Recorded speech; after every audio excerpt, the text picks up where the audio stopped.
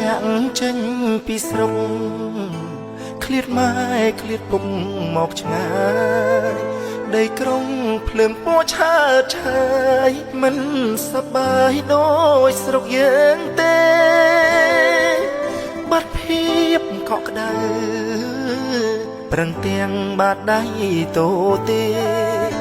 ខំណាស់មិនហ៊ានទំនេរព្រោះចង់មានហូបគ្រប់គ្រា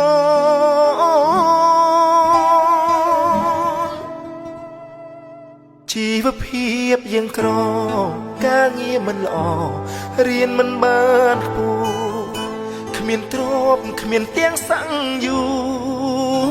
មួយរស់សឹងតែមិនគ្រប់ហូបបាយកញ្ចប់តែងព្រឹកទៅហូបដល់យប់បើថ្ងៃ